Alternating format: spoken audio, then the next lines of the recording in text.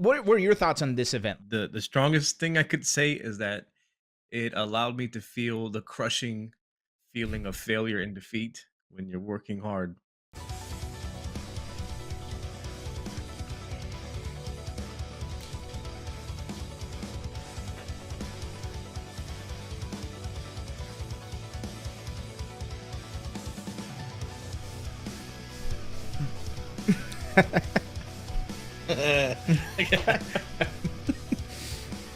I have to wonder what it's like for somebody who's listening to this, the audio version of this, and just hears us giggling for the first like couple of seconds every time we're on. What are they doing this? What are they up to this time? Oh man, everybody, welcome back to another episode of Best of Five, the show where I just ate something off screen and didn't look at the countdown right before it went live. And we're gonna talk about fighting game stuff. And we're Automattock. Welcome back. We had you in video form last time, but we're happy to have you back. How are you doing? Not too bad. How are you? How about yourself? How did I do in the ghost interview? The ghost interview was great. Good. I fucked it up. What did you do this time? Eli?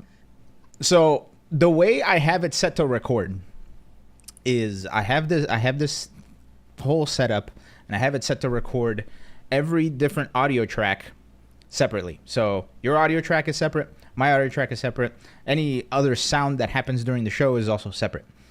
I had that setting wrong. So it just sounded like shit. And I tried my best to make it work. It wasn't great, but honestly, the interview itself was great. Do you want to take that one? Shayon is asking, how do I know Automattock isn't pre-recorded? What do you mean? Yeah, Shayon wants to know, like, how does he know that you're not pre-recorded right now?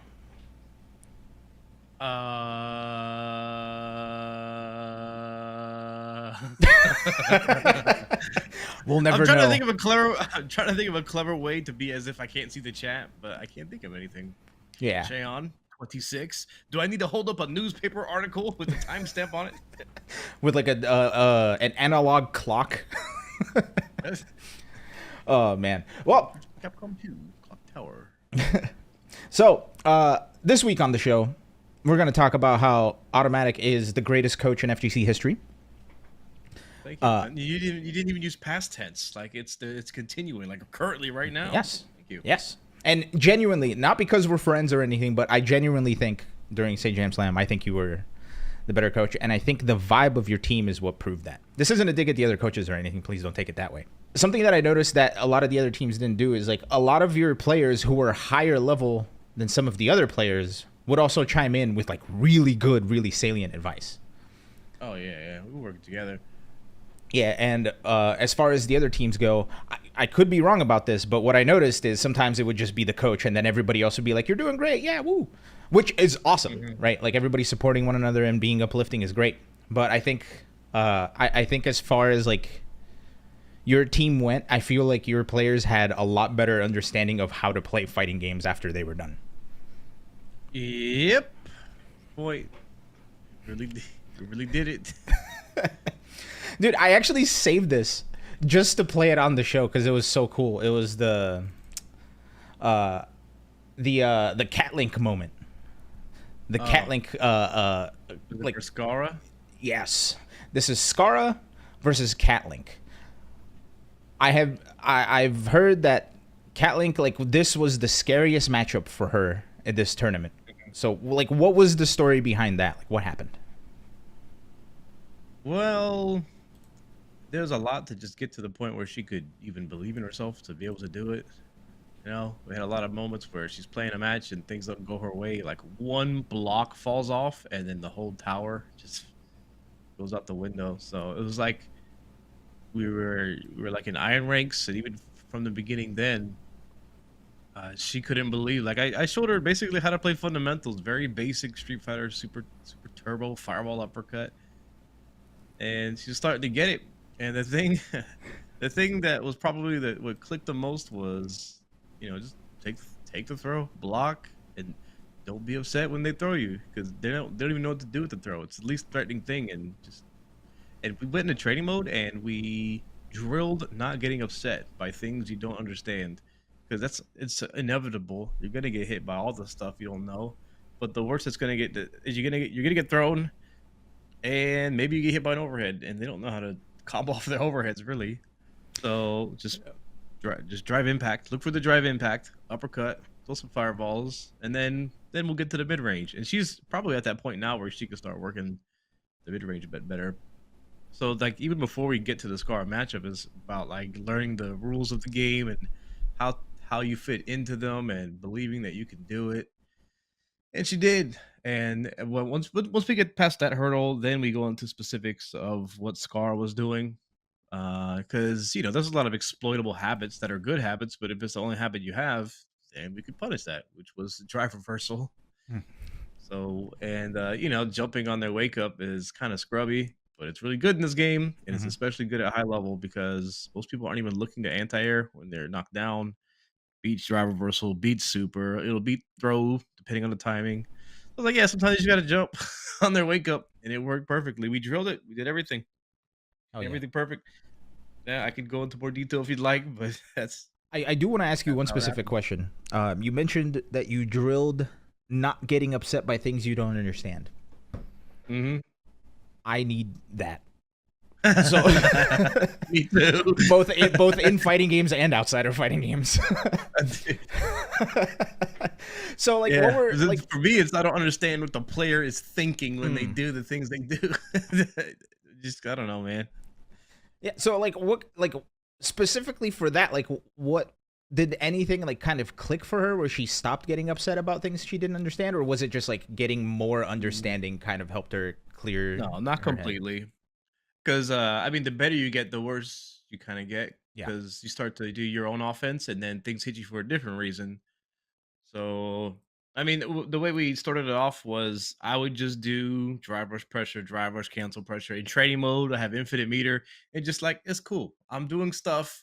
Don't worry about it. I threw you. Oh, big deal. And then I would do like for a couple minutes, I would just hold down back and just relax. And then I would start introducing drive impact. And then, all right, while you're doing that, look for drive impact. And she started doing it. Then I wouldn't tell her some things that I was doing, but then she would start to catch on. I would do drive impact, and then I would start jumping. And then I would introduce, I would walk up and throw, hesitate. I would do different block strings just so she can get used to seeing it. And like what I'm going to do is going to be way harder to deal with than what they're doing. And it's only so much you can do. You just throw people in the game. That's pretty much, you turn green and throw them. That's Street Fighter 6. A lot of it is just that. Man, that's really smart. I'm gonna take some of that away and try it on myself. And what's really funny is I know you have a background in music, and as do I. And what that reminds me of is a long, long time ago, I worked with a tuba player by the name of Sam Palafian. He, like, for anybody that's ever played in a marching band ever, he's the guy that did the breathing gym, for any of you that have ever heard that. And something that he said that it still sticks in the back of my mind is whenever you're trying to learn something or whenever you're trying to teach something, you always want it to be kind of like Sesame Street, where it's like you want to focus on one thing and then add things on top of that one thing while reinforcing that one thing. He always used it like he used to say it's like Sesame Street, where like this lesson is brought to you by the letter A. So it's like this lesson is brought to you by intonation. So everybody focuses on intonation and like does that, and then does everything on top of that while still focusing on intonation. So that reminds me a lot of that. So that's like awesome, like, because that's like education 101, which is like for people who haven't taught at all, which is a good portion of people, right? Like for people that have never had like the opportunity to teach, like those skills are very different.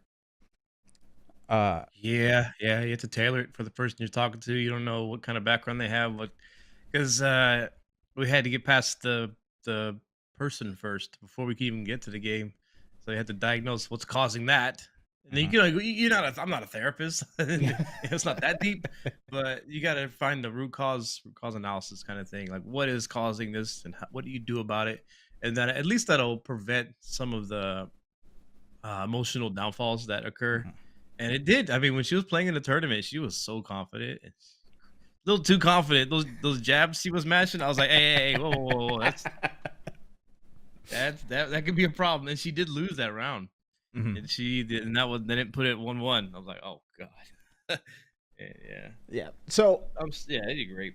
yeah. So as a coach, were there any hurdles that you yourself found? Like, were there any challenges that you yourself ran into during this event as a coach? Mm, no, I don't think there was anything out of my that I couldn't figure out. Modern controls, I'm not used to playing them, so there were some execution things, but it's Mm. very minor. I was like, oh man, I learned a lot about modern controls, but I can't really play with them Mhm. that well. But I understand better how they work now, and I do have a better appreciation for them. Gotcha. Yeah. Yeah. That's a really good point. I think I played Modern Controls like once, and it was because I accidentally had it turned on when you and I were trying Avatar battles, and that was the only time. But yeah, no, I could definitely see how that would be a crazy, like, quirky challenge, right? And especially, like, we were talking about, like, on the teaching end of things, like, you have to know what you're teaching. So the fact that you went out of your way to learn about Yeah. it is uh, Oh very yeah, I important. also learned DJ. I got DJ to master, so I can help. I'll sham the WoW a little bit. I got DJ up to 1600 just to Ooh, find some more game plans for him. hell yeah. Yeah, Alsham No, I was another player that I think surprised is not the right word, but I was also impressed is not the right word. But I loved watching him play because I feel Yeah, like yeah. He's My team was a bunch of boomers, man. Roy was probably the craziest one, and he was really well tempered and defensive. And I think he had the perception of being crazy, but he I, was really well adjusted and thinking about. He loved exploiting what his opponent mhm. was bad at. Yeah, no, I was about to say I feel like with Roy he did such a good job of like learning the rules to break the rules, right? Yeah, Yeah, because like I think something I noticed is like he jumps a lot, but he also jumped a lot like in full screen when he like only the jumped a opponent couldn't lot do when much. people weren't answering it. Yeah, If they had an answer for it, he would do something else. yeah. No, and honestly, like my brain doesn't work that well, so I'm jealous. Like going outside of like just your coaching and your team bubble, I want to talk a little bit about the Sajam Slam itself. This wasn't the first event you've done like this, right? I remember a while back you did the thing with Majin Obama where you coached Oh yeah, yeah. Lakari and Ari and Emeru. Emeru, right? Um, Obviously, like two completely different events where, like, from my perspective, what I took away from the Sajam Slam is like the the actual games weren't as important, but like the training leading up to it, right? Like everybody like learning Yeah, how to play fighting games. So yeah. I like, loved Obama's event, but there wasn't really any time. I didn't talk to them prior to it. Like mhm. literally 20, 30 minutes before the event, I made a video for Emeru. Try this, and that's pretty much it. We didn't have no communication there, but this was all I was available at every hour of the day that I was here. Yeah. And I'm not like comparing the two events because they're just the goals were different, right? Yeah, So it's tough, man. It's tough to to run something like that for that length of time and commit with other big streamers and coordinating it. It's a tall order. yeah, It's really hard to do. I don't know if this is related or not, but Nyx Rose, who used to be somebody Emily. in Equinox and is now a talent, an FGC talent manager. She manages people like Cuddlecore, Sajam, I think, is in this too. And I think she was working on this event. I'm not 100% sure. Oh yeah, yeah. She helped me out too. Yeah, I Like, saw that. she's the kind of person that if she's the wrong person to ask, like, I'm sorry if I'm asking the wrong person, but she's like, I'll find the answer for you, even though maybe it's not my, I'll figure out who can help you. She's really awesome. Yeah. No, I haven't had too many interactions with her, but I've heard nothing but positive things. But and I don't know if these are related, but I saw that she wound up in the hospital a couple days ago, and I really hope it wasn't because of like the stress of running this event. I hope it was like something slightly unrelated. Um, but and I say that just to say that like events like you were saying, events like these are so difficult to plan for and execute, and it feels like everything went about as well as it could. Yeah, Um, yeah. I got no complaints from my side at yeah. all. Did you like what were your thoughts on this event? Like just from like when the first time you heard it, like what were you thinking about it? Well, I guess what the strongest thing I could say is that it allowed me to feel the crushing feeling of failure and defeat when you're working hard, which is a beautiful thing, by the way. I'm Hmm. not, I really mean that. Yeah, I know what you And mean. if it was just some other events, like, we lost, whatever, cool, see y'all later. But it cultivated an experience, and now we will forever have like this bond. Me, Serotina, Roy, Catlink, all Sham No Wow, and the people that we went up against.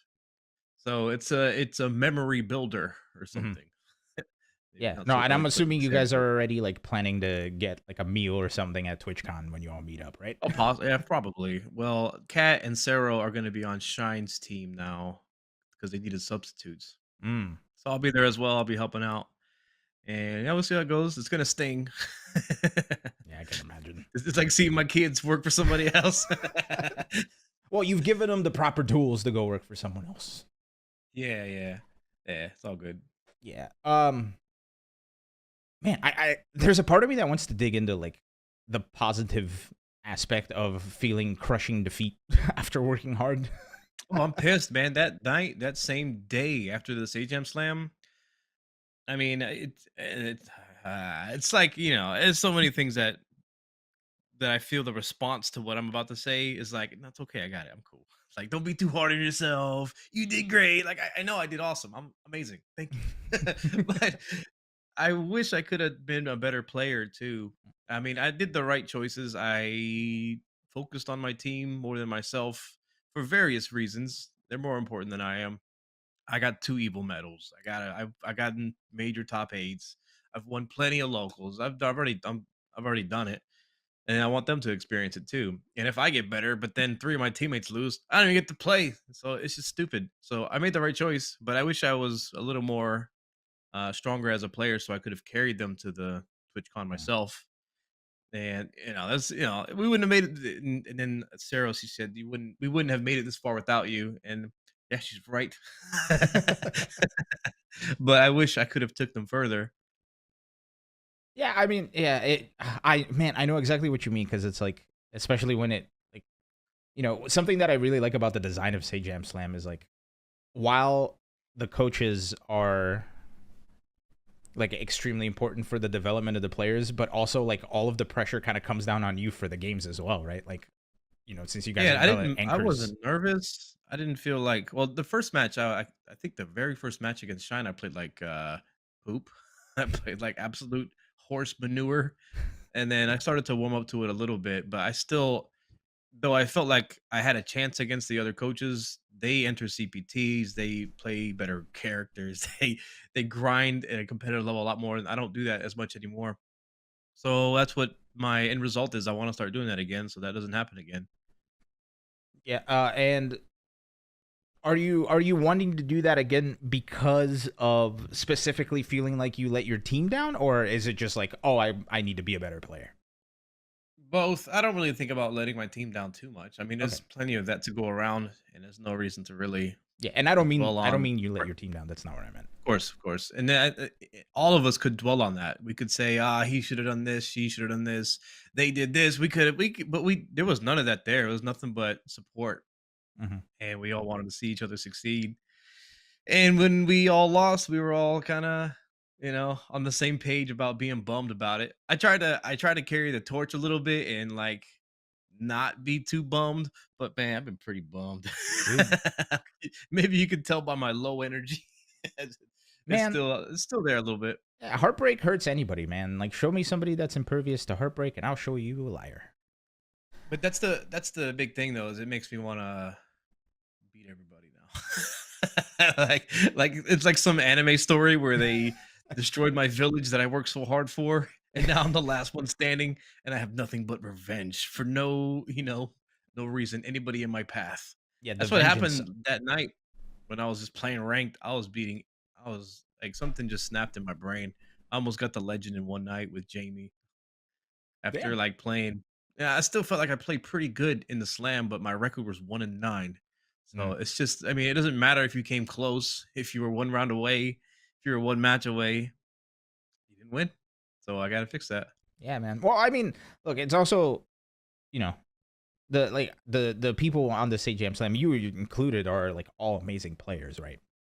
And you Mhm. all have like your own accolades and your own accomplishments on top of, the coaching and everything. So, uh, somebody has to lose, and it sucks, Yeah, it's man. kind of crazy, man, because everybody, I feel like my players got 3x, 4x, and the other players maybe 2x.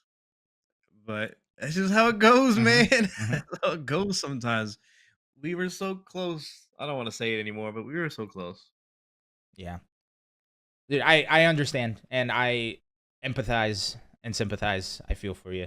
So, uh, as a token of my gratitude for everything that you put on the line, I will allow you to coach me. So, Oh, I'll be your student from now on. Also, I'm kidding. all right. Unless, no, I'm kidding.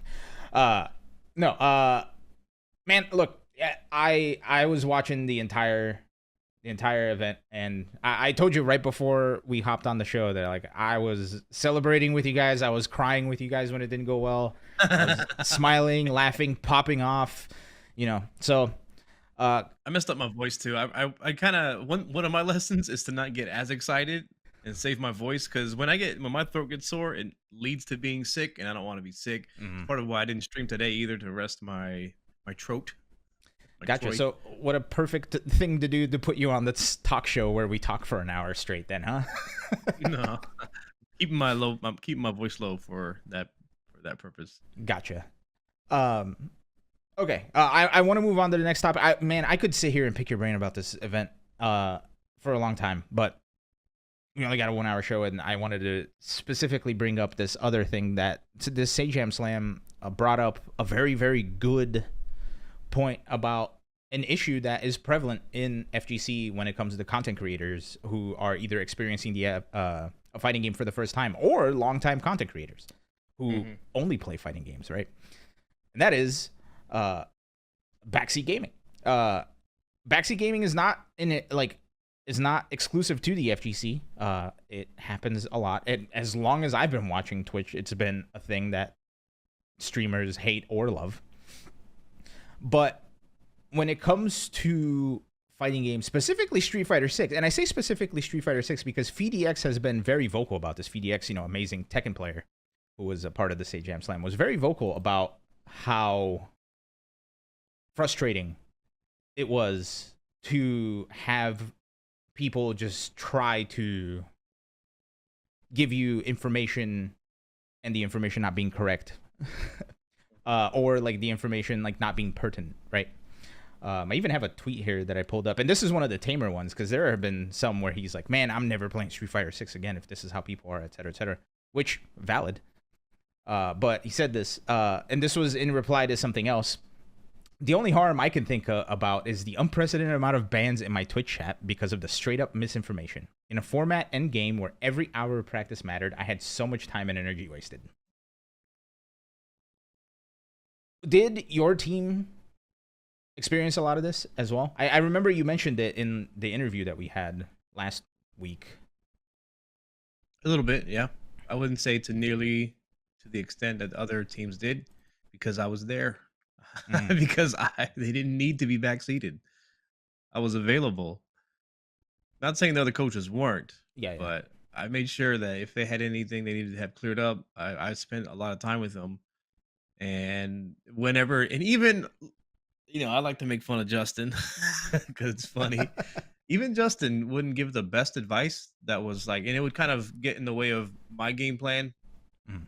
I just gotta hold that. I'm not gonna, I'll joke about it, but I don't truly complain about it. Yeah. And you can feel the way you feel, and I think that they are valid. And it's annoying when people are telling you what to do, and when you're trying to figure things out on your own, and you don't know the answers. It's annoying when you see something that's a wrong answer, you don't understand the answer, and it's just a waste of time. But I have conflicting feelings about it because I absolutely agree, but just feel like it's not it's ignorable, Mm. maybe not. It's just really and I get it because I watched some of the other like before the slam started. I would watch Scarra and see how he was developing his game plan and how he would, and I wouldn't push anything. I would want me to help you out. I can help you out because there's no teams yet. I can help you. I was like, nah, I'm good. I'll figure it out my own. I mean, not only do I respect that, I'm the same way. I Mhm. love figuring things out on my own. Yeah. So, okay, cool. So a lot of it is on the players as well to find the resources, the correct resources, Mhm. and they were there. Yeah. Yeah. I think this is one Well, of some those of it's issues. self-inflicted, and some of it I feel is lashing out, Mm, just being frustrated. yeah. But yeah, I understand all the angles. Yeah, no, I think it might just be one of those things where it's a death by a thousand cuts, right? Like I don't know what it's like being a big streamer, right? So I can only imagine like seeing your chat, like seeing one person go by being a jerk, seeing another person go by being a jerk, and so all of a sudden it's just like multiplying and it's just getting worse and worse and worse as it goes. Yeah, So I yeah, think maybe that's where a lot of that is coming from. But yeah. I think what I found interesting is that compared to the Sajam Slam for Tekken, this wasn't as prevalent or as like people weren't as outspoken about this issue when they were in the Tekken Slam. So I wonder if it's like a Street Fighter 6 thing. Although I feel like Also, Tekken is also little in some ways it's weirdly intuitive for newer players, but it's also going from Tekken to Street Fighter. So mm, they already have like that's the thing. Your audience truly want to help you, but they're not good at it. And it yep. just also shows how hard it is to be a coach and a trusted source, and it's not an easy thing to do it's even harder trying to do it through chat. Scroll, your words are moving. Yeah. Can you expect to be interpreted correctly? And we got these dumb fighting game words that don't make sense. And then you got to ask, well, what does that mean? And then somebody else answers it, and it's not helpful. You got to have somebody there. Yeah. It really shows how much coaching accelerates the learning process. Hmm. If you can still not have the coach, might not be the right one for you either.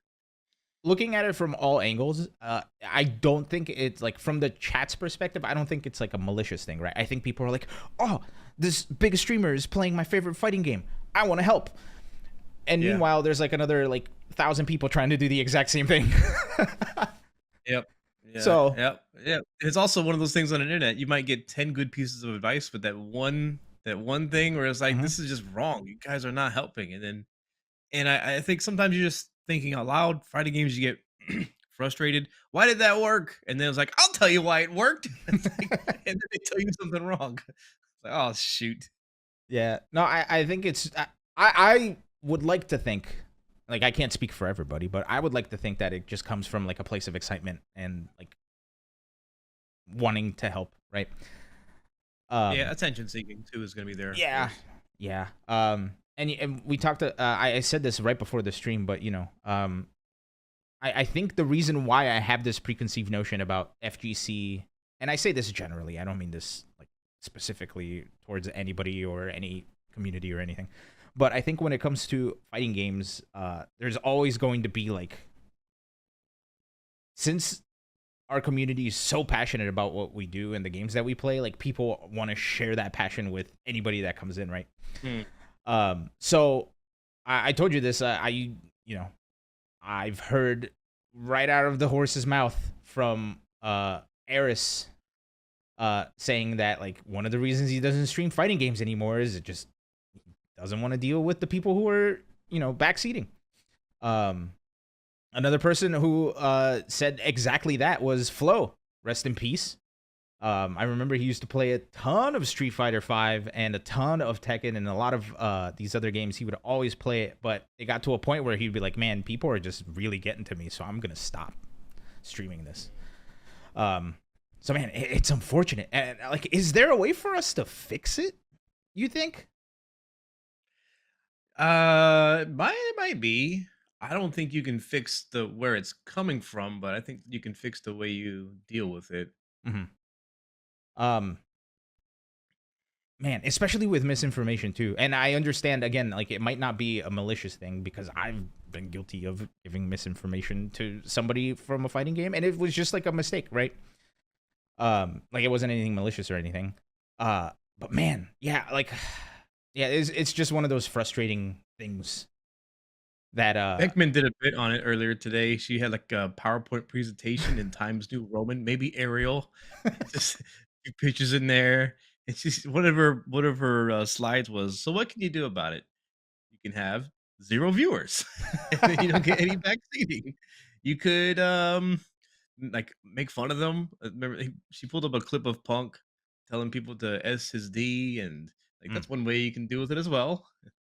It's cool. I like seeing her making content like that. She's starting to.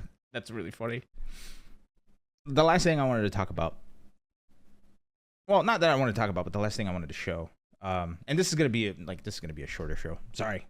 I just want to talk about Sajam Slam with the Sajam Slam coach that I like. Somebody that weighed in on this was, we talked about him earlier, Majin Obama. And I think he had a very salient point about exactly this. And these were the 2 tweets that I saw him put up. First one, this is already like the second tweet in the thread, but I figured these 2 were just the best to pull up. And Majin Obama says, problem with the modern scene is the audience is way bigger, so there's a larger peanut gallery.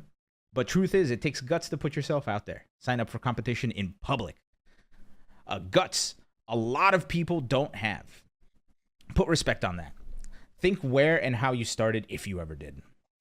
And then he goes on to say, really proud of Brian F., Jibbo, Nephew, and Diaphone, JB, and Shine. Embrace the challenge and the opportunity to show a different side of themselves. I hope people can see the net positives this kind of event produces beyond it being quote-unquote content.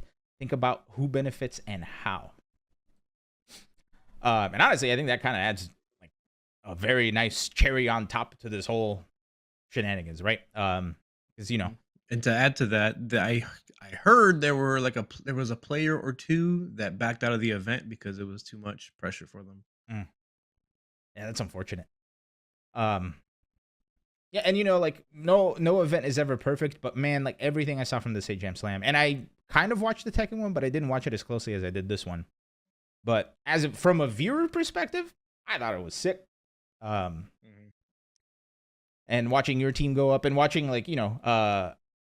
S-Fan is a friend of the show. That's like him and I went to Arcade UFO a couple weeks ago.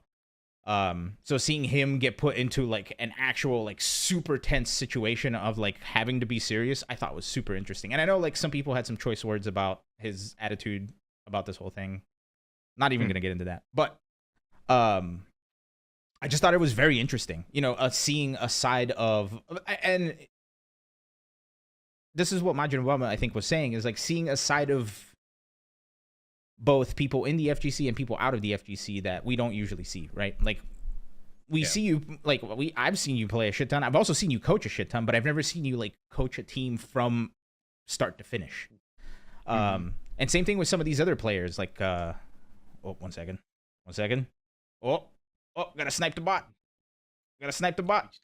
Pow, got him. Seeing like some of these content creators, some of whom are like have never even like done anything competitive, right? Like they just hang out and do their thing. Suddenly get into the trenches of a fucking fighting game, which can get like stupid tense at a higher level. Did you like, what was your biggest takeaway from this entire thing? Like, did you learn anything about yourself? Did you learn anything about the people around you? No.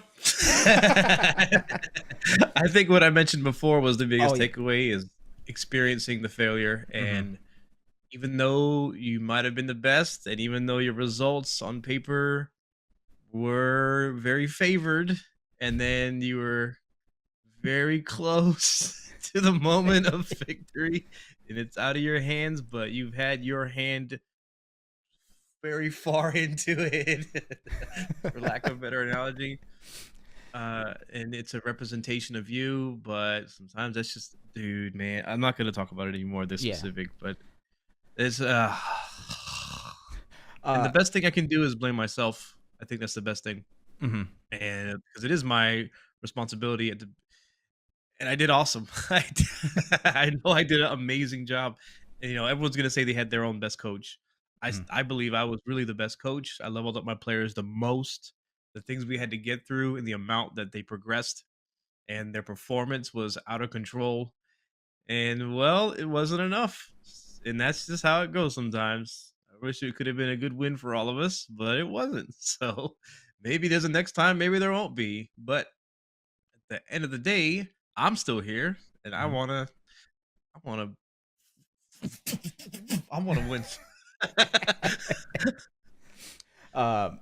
There's something that my trombone teacher once said to me that I literally like rings in the back of my mind anytime something like this happened, and it's crazy that it can be brought to fighting games and anything competitive. It's that in tournaments, or in events, people are only seeing like a snippet of who you are The and what you prep is do, so right? cool. Yeah, like you exist after the event, you exist before the event, you learned a lot before the event, you will learn a lot after the event. So it sucks that it's only like one snapshot of one moment in time where you may not Yep. be at your highest level. But that doesn't take away from how amazing anyone is. So Yeah, Diaphone crushed it too. Everybody, like, it was. So I saw Sheon asked earlier if the teams were relatively balanced. Yeah, yeah. My team, we went, I think, either 2-3 or 3-2 the first round robin, and then the second round robin we went 4-1. We were crushing it. I beat Nephew. yeah, I It's hard saw. to be like, "Ooh, I beat Nephew," and that's the only time I won. But I did beat one of the best players in America pretty clean, Mm-hmm. and I wish I did more of that. But yes, the teams are relatively balanced, and it's unpredictable. It's really hard to balance it. I think it's so hard to predict. Like, you put these players on a team and you expect some things from them. Maybe they don't. Maybe they overperform. Maybe they underperform, and maybe their coaches grow them to a point where it might seem unbalanced. Mm-hmm. But I think at the end of the day, if you look at it on paper, the second round robin team automatic was 4-1, and we were crushing it. Yep. I don't want to go beyond that. But because the teams were so balanced, and yeah, we didn't get there. So if there's a Sajam Slam 3 with Street Fighter 6 again and you get called up, will you be doing it again? Yeah. Hell yeah. I'm gonna tell you the insecure part. Because I didn't get first place, it's like maybe I'm not the best coach perceptively. So that's a bit of a bummer. Uh, is that like something that you're thinking of yourself, or is that something you fear other people are seeing you No, as? Or no. I have plenty of confidence that I'm the best, one of the best coaches on the planet for everything. I can coach how to play Little League, even though I know nothing about it. I'm being over the top, but I think I'm great. But I do think, man, I want the results to also show that too. Mm, I understand. I understand. And you know what? Sajam Slam 4, they will. Automatic, I'm super happy to have you back. And I was you looked like a different person during that event. And I mean that as in you look like your eyebrows were moving in ways like I think your emotions were just like a lot It's higher than something I normal. like better. I think Street Fighter 6 is more interesting that in that level too. Like, high level, speaking of level 2s, high level Street Fighter 6, no. It's I. It's I don't want to get too deep into it. I wish it was way cooler. I'll put it that way. It'll But get there. watching somebody grow from iron ranks to gold ranks, going on to beat a former highly competitive esports player, that is awesome. Yeah. And you know that there's a lot that and you know the credit has to go to both the coach and the player, right? Like and that's the beautiful thing. It's like when you are see a situation like this, is like you know that both the player and the coach like put in a lot of love into this. So I was really happy to see like so many cool moments, and seeing you so happy when things went right was a joy in itself. Yeah, it's like you made a plan and it worked. And there was emotional obstacles in the way. And they were conquered. All right. Well, to play us out, I'll leave the audio running, but I do want to play that one moment one more time, the Katlink Scarra moment, if you will. So we'll play that out. Thank you everybody for joining this episode of Best of Five. If you haven't been keeping in touch with stuff outside of Best of Five, I've been, life has been changing, so I'm still trying to find my schedule, as it were. And just a quick heads up, in 2 weeks, we're gonna have to move our filming date. It's looking like we're gonna do it on Thursdays. But for right now, for the next 2 weeks, we're gonna be here on Tuesday, and then things will change, and I'll set up a schedule, and I'll make sure to let everybody know what the future looks like.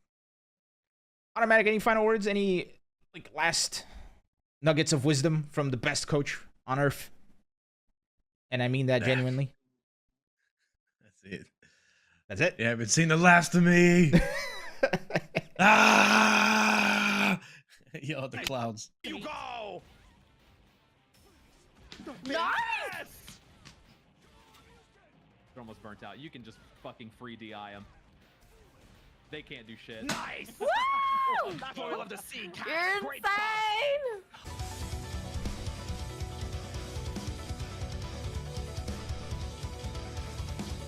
insane!